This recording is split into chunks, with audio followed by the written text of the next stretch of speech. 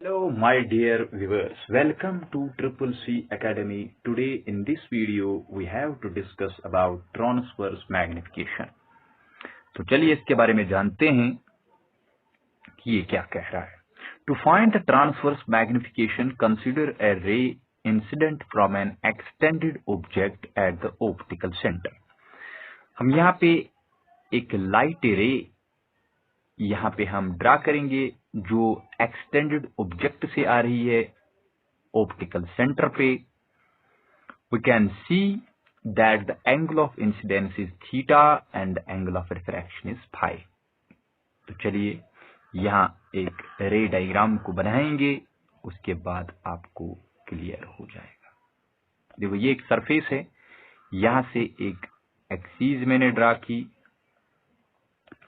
जिसको हम x axes मानते हैं.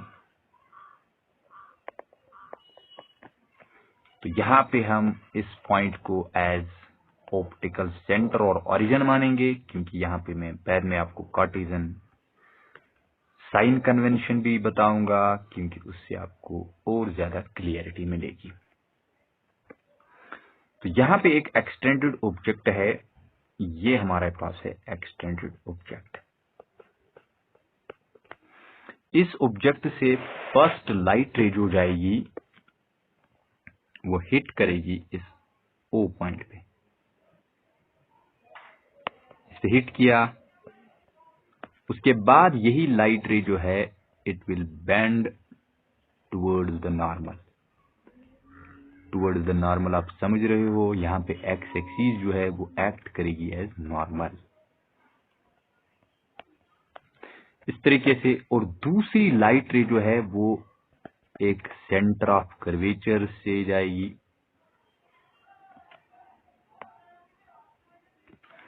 इस तरीके से, और यहाँ पे दोनों लाइट रेज मिल जाएंगी.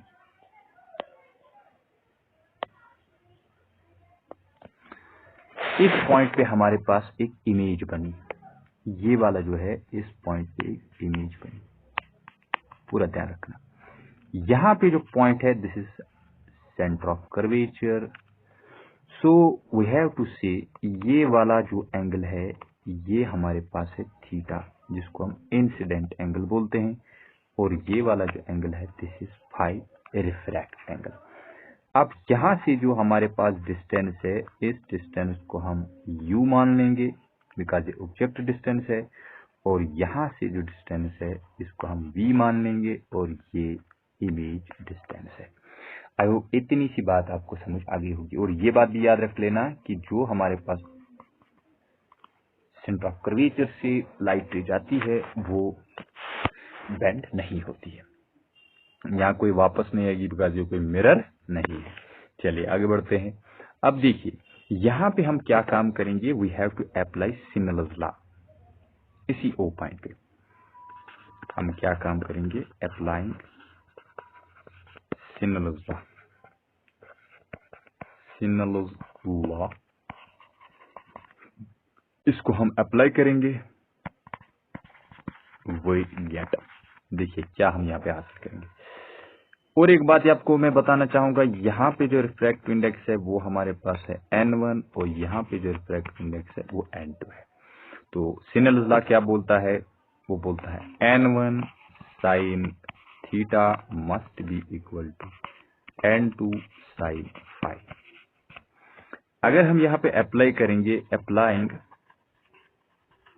Angle approximation rule, angle approximation rule,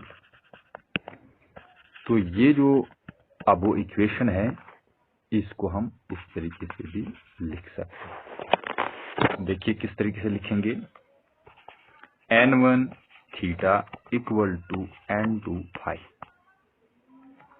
अब सवाल पैदा ये होता है कि थीटा और फाई को हम कहां से मालूम करेंगे. तो देखो बड़ी सिंपल सी बात है.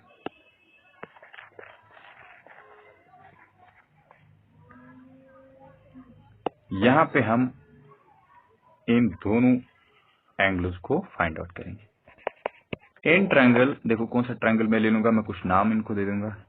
ये ए है, ये बी है, ये ई है और इसको मैं डी मानूंगा। इन ट्रायंगल ABO, अगर मैं ABO ले लूंगा तो यहाँ पे tan थीटा जो है वो बराबर निकलेगा perpendicular divided by base, that is AO। AB हमारे पास जो है इसको मैं H0 मान लूंगा, ये हाइट ऑफ ऑब्जेक्ट है, और इसको मैं H1 मान लूंगा।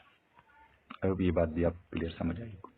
परपेंडिकुलर हमारे पास H0 है, डिवाइड बाय ऑब्जेक्ट डिस्टेंस जो है वो U है, इसलिए वो नेगेटिव लिया जाएगा, लेफ्ट हैंड साइड की बात है। इन ट्रायंगल, क्योंकि वो अपोजिट जा रही है इंसिडेंट लाइट को, तो दूसरा ट्रायंगल में ले लूंगा EO और साथ में D। इसको यहाँ पे tan फाई मालूम करेंगे, तो tan फाई किसके बराबर आएगा, परपेंडिकुलर ED डिवाइडेड बाय किसके बराबर आएगा, EO।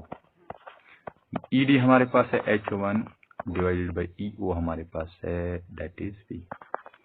लेकिन H1 हमारे पास डाउनवर्ड है, इसलिए हमारे पास नेगेटिव आ जाएगा।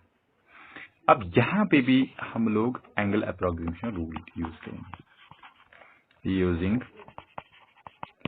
Angle approximation rule. Angle approximation rule, तो बताइए एंगल अप्रोक्सीमेशन रूल क्या बोलेगा। जो tan थीटा है वो अप्रोक्सीमेटली थीटा के बराबर होगा, tan फाई जो होगा वो अप्रोक्सीमेटली फाई के बराबर होगा। तो फिर थीटा बराबर होगा H0 divided by minus U, phi होगा माइनस H1 साथ में भी। इनको हम, इन वैल्यूज को, थीटा और फाई को, ये जो हमारे पास है और ये जो हमारे पास वैल्यू, इन दोनों को हम लोग यहाँ पे यूज करेंगे इस वाली इक्वेशन में। तो देयरफॉर यहाँ पे बन जाएगा N1 और साथ में बन जाएगा theta, that is H0 divide by minus U, equal to किसके बराबर होगा, N2 फाई किसके बराबर होगा, माइनस यहाँ पे ले लेंगे H1 डिवाइडेड बाई V। अब देखिए माइनस और माइनस तो कैंसिल आउट होगा, ये N1 H0 divided by U है, ये N2 है H1 डिवाइडेड बाई V। अब देखिए हाइट ऑफ इमेज जो है divide by height of object जो है, ये बराबर किसको निकलेगा, N1 डिवाइडेड बाई N2, साथ में ऊपर V होगा और नीचे U। इस चीज को हम बोलेंगे मैग्निफिकेशन। तो मैग्निफिकेशन जो है वो बराबर आएगा N1V डिवाइडेड बाई N2U। इस चीज को बोला जाता है दैट इज ट्रांसवर्स मैग्निफिकेशन। इस ट्रांसवर्स मैग्निफिकेशन, यही होता है ट्रांसवर्स मैग्निफिकेशन। आई होप इतनी सी बात आपको समझ आ गई होगी। चलिए आगे बढ़ते हैं, एक न्यूमेरिकल यहाँ पे करते हैं। Light from A point source in air, air हमारे पास एक मीडियम है, तो एयर का रिफ्रैक्टिव इंडेक्स जो है दैट इज इक्वल टू 1, और जो दूसरा हमारे पास सुपारिकल गिलास वो हमारे पास N2 होगा, दैट इज 1.5। अब देखिए यहाँ पे हमारे पास रेडियस ऑफ कर्वेचर जो है that is equal to 100 centimetre, ठीक है। और ऑब्जेक्ट डिस्टेंस जो हमारे पास है that is, we have to say object distance, हाँ ये एक्चुअली ऑब्जेक्ट डिस्टेंस जो है, ऑब्जेक्ट डिस्टेंस ही है, ये हमारे पास रेडियस ऑफ कर्वेचर नहीं है, ये ऑब्जेक्ट डिस्टेंस है, this is an object distance.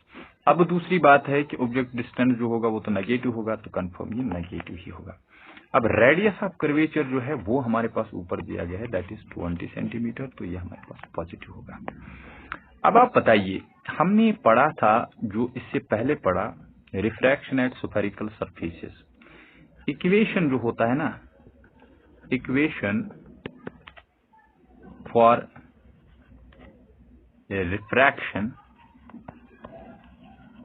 Refraction at spherical surface, spherical surface के लिए जो इक्वेशन थी वो आपको याद होगी, जो इससे पहले वीडियो में हमने डिस्कस किया, that is N2 divided by V minus N1 divided by U equal to किसके बराबर होता है, N2 minus N1 divided by R। अब देखिए इसमें पुट करेंगे वैल्यूज, बड़ी सिंपल सी बात है, N2 किसके बराबर है 1.5 डिवाइडेड बाई V, V हमारे पास है इमेज डिस्टेंस, ये फाइंड आउट करना है, माइनस N1, N1 1 है, divided by U object distance वो है 100 centimetre, that is equal to N2 1.5 minus 1 divided by R that is 20। अब देखिए ये बनेगा 1.5 divided by V plus 1 divided by 100 equal to 0.5 divided by 20। इसको अगर सॉल्व करेंगे तो क्या बनेगा, अगर इसको ऐसे रखेंगे 1.5 divided by V equal to 0.5 divided by 20 minus 1 divided by 100। इतनी बात आई होप आपको समझ आ गई होगी। तो चलिए यहाँ पे देखेंगे 1.5 divided by V equal to किसके बराबर होगा, ये तो 5 डिवाइडेड बाई 200 होगा, क्योंकि ऊपर वाला 10 जो है नीचे चला जाएगा, 1 डिवाइडेड बाई 100। अब यहाँ पे 2 मल्टीपल करेंगे ऊपर भी और नीचे भी, ताकि डिनोमिनेटर सेम बन जाए। 1.5 divided by V equal to 5 minus 2 divided by 200, दोनों में डिनोमिनेटर सेम है, तो ये बनेगा 3 डिवाइडेड बाई 200। अब यहाँ पे रेसिप्रोकल ले लेंगे 1.5 equal to 200 divided by 3। v बराबर निकलेगा 200 डिवाइडेड बाई 3 इंटू हो जाएगा 1.5। लेकिन इस 1.5 को हम फिर से चेंज कर सकते हैं, ऐसे चेंज करेंगे 3 इंटू 10। अब 0 और 0 कैंसिल हो जाएगा, 3 5 15 हो जाएगा, तो ये 100 सेंटीमीटर ही होगा। तो v हमारे को बनेगा प्लस 100 सेंटीमीटर, यानी ये राइट साइड होगा, इमेज राइट साइड होगा और इमेज डिस्टेंस कितनी होगी, that is 100 centimetre. I hope ये बात भी क्लियर हो गई होगी आपको। तो Cartesian sign convention for spherical surface के लिए अगर देखेंगे तो principal axis of the spherical surface is taken as x axis, उसको एक्स एक्सिस माना जाता है, and the optical centre as origin, optical centre को ऑरिजिन माना जाता है। Here the principal axis is the diameter extended, जो प्रिंसिपल एक्सिस होती है एक डायमीटर एक्सटेंडेड होता है। The direction of the incidental light ray, जो इंसिडेंटल लाइट रे की डायरेक्शन होती है, is taken as positive direction, उसको पॉजिटिव डायरेक्शन माना जाता है एक्स एक्सिस पे, and opposite taken as negative direction. The upward direction is taken as positive and the downward direction is taken as negative. ये अगर surface है, ये हमारे पास है पॉइंट ओ, जिसको हम ऑरिजिन मानेंगे। अगर इस साइड हमारे पास डायरेक्शन इंसिडेंटल लाइट रे की है आगे की तरफ, तो ये पॉजिटिव माना जाएगा, अगर इस तरफ होगा तो ये नेगेटिव माना जाएगा। ऊपर की तरफ अगर मान लीजिए ऑब्जेक्ट की हाइट होगी तो पॉजिटिव माना जाएगा, और नेगेटिव होगा जब डाउनवर्ड की तरफ होगा। तो ये चीज आपको इतना सारा याद रखने की जरूरत नहीं है, सिर्फ इतना आपको याद रखना है, ये वाला याद रखना। आई होप ये बात भी आपको क्लियर समझ आ गई होगी। मिलते हैं नेक्स्ट वीडियो में, तब तक के लिए अल्लाह हाफिज, thank you, God bless you. इस वीडियो को शेयर भी कर लेना, लाइक भी कर लेना, और हमारे चैनल को सब्सक्राइब भी कर लेना, ताकि हम और ज्यादा वीडियोस आपके लिए लाते रहें।